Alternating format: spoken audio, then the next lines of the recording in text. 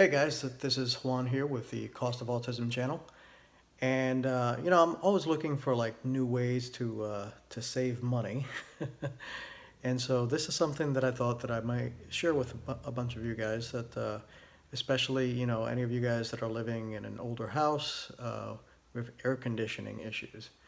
So basically, what ended up happening was in my house, we have this air conditioner that it just seems like every couple of years, we've got to call an air conditioning guy to come out and put some refrigerant in it. And it's the old style Freon R22. And of course, most of the newer systems use 410A. So basically, the guy comes out and I just called up and I was like, listen, I really don't need you guys to check everything because I already cleared the drip line. I had already basically cleaned out the A-frame that has the that's like under the air handler. I had already cleaned all of that out, and the only thing that I really needed was a little bit of a Freon recharge. So I called up a bunch of companies, and this one company was like, yeah, we'll do it for like 80 bucks a pound, and an $85 fee to come out and take a look at it. So this guy comes out, and I'm trying to take care of Jonathan. So I go back in the house, and I realize that whatever he's doing, it's not changing the air conditioning. It's still super hot. So I went out there and I looked at it, and I realized that he had a can of 410A attached to the line, and I was like, hey, maybe I'm wrong, but I'm pretty sure that this is an older system that requires R22. And the guy says, oh no, they phased that out like 10 years ago. And I said, well, this house is 14 years old. And so he goes and looks at it and is like, oh yeah, I'm sorry, you're right. So, so it's like in the meantime, I don't know how much of this 410A he had put in there. But then he tells me, oh, well, sorry, but it looks like I don't have any R22. And I said, well, how long would it take for you to go get it? Because the house is like really hot right now. And so he says, I've got like an old air conditioner in the van that's got some R22 in it. You want me to just go ahead and put that in there? And I was like, as long as it works, I really don't care. So he went and bled out a bunch of the 410A that he had put in there, attaches this tank or I should say this air conditioner. Basically, he wheels it out from his truck and attaches it to my system and proceeds to dump whatever R22 was in there into my system. And after a while, it still wasn't really getting hot. It wasn't enough pressure for the air conditioning to start working right. And so he went and basically added a little bit more of the 410A to bring the pressure up to the required level. And finally, the air conditioner started working. So he comes in, measures the output with a thermometer, and he's like, yeah, it's working fine now. And basically charges me like $175, which I thought was pretty cheap. So, but he leaves, and then I realize, you know what, this really isn't working that well. I mean, it basically wouldn't cool down past like 77 degrees, And by later on that night, it went back to being pretty hot. The most that it would cool the house was like down to like 79. And of course we're on a weekend, so it was like a Saturday night. So I tried calling them again. They wouldn't answer, even though it says 24-hour service. And I can't remember the name of the company right now, but I'm going to put it on the link so you can to avoid them, especially if you live down here in South Florida in Delray Beach. So anyway, I start thinking to myself, I got to call a different company or something because, I'm calling them back over and over again. Finally, by Monday, basically what ended up happening was the house just went back to like 80 degrees. And, well, actually, not really. It took a few more days for it to get back to like 80 degrees. But realistically, it wouldn't get hotter, or I should say, wouldn't get cooler than maybe 77, 78, 79 degrees. And so I started doing a little bit of research and realized that, okay, 410A really isn't what you're supposed to put in an R22 system. You're supposed to use like 422D, 409, there's a couple of other ones, but what I did find was that the one thing that has properties that are really, really, really similar to R22 is R290, you know? And I thought to myself, well, how come nobody offers this? Well, it turns out that it's like, you know, refrigerant grade propane. And I was thinking to myself, well, that must be dangerous. But then I realized all the stores use it pretty much in their little, you know, refrigerators that you buy your stuff from at the store. And I'm like, okay, so if this is used in a store inside, then really it can't be that dangerous. And I saw some videos of people using it, and I thought, okay, so I went and I bought a package on eBay that basically had the, you know, this little valve along with a pressure monitor, along with 3 cans of the R290 for $50. And I thought, okay, you know what? Basically ended up getting my money back from the air conditioning company, because I guess once the owner realized the mistake that his guy did, he didn't want to come back out to the house and pretty much evacuate my entire system and replace it with R22, which is realistically what every other air conditioning company was telling me had to be done. And since R22 is very expensive now, you know, pretty much everybody else was telling me that it was going to cost like $400 or $500, you know, to get that done. So I thought, you know what, I'll just buy 3 cans of this stuff here, and hopefully that'll be enough to fill it up.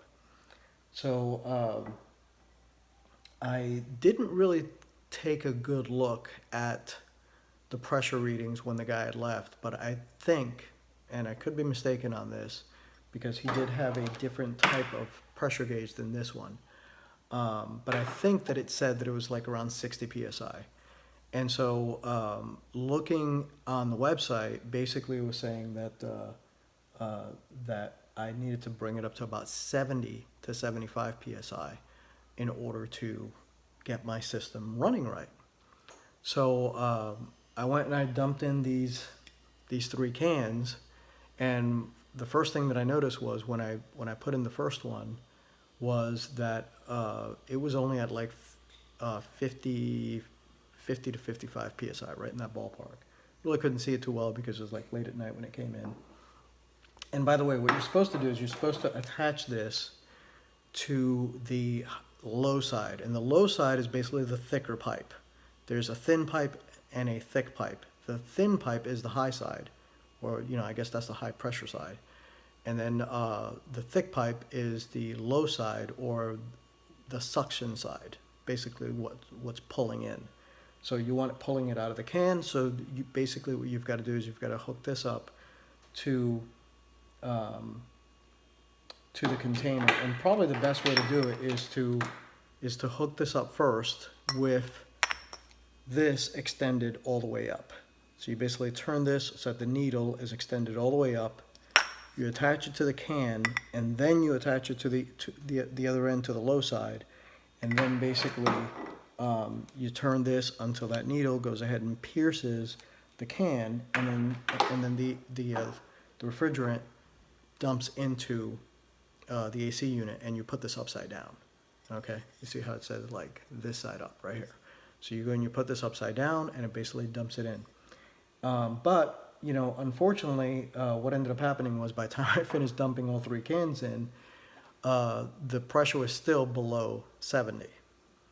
And so I'm looking everywhere, and basically it's looking like it was going to take another maybe 3 to 4 days for me to get more, and the air conditioner was not working, and I had gotten like a little, you know, small AC unit for my bedroom, but of course the rest of the house was super hot.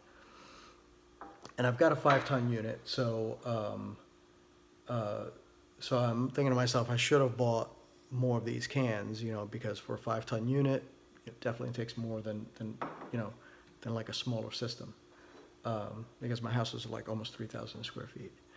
But I started looking at like some of the replacements, and what I noticed was some of the replacements for R22, like 422D and another couple of them that I looked at. One of the things that I noticed is that I started looking at the material data sheets for them.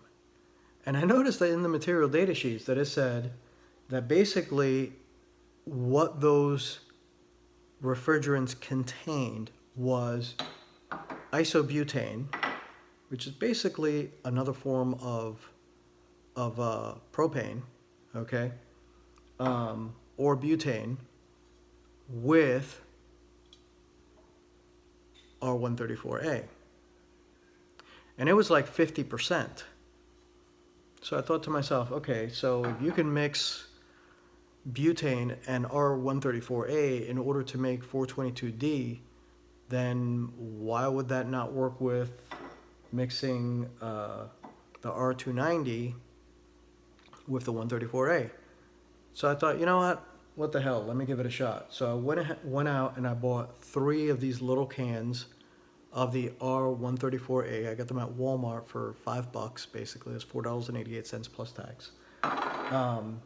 And I went and I took them and basically, used this little sucker here and did basically the same thing, upside down, dumped 3 cans of that, cost me $15 basically, okay?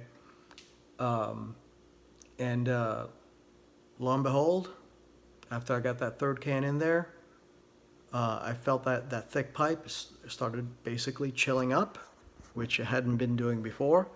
And I thought, great, this is starting to work now. And I came inside, and sure enough, the air conditioner. And by the way, you have to have the air conditioner on when you're dumping these in, and you should leave it on afterwards for at least a good 30 minutes or so to make sure that everything gets circulated really well throughout the system. But yeah, so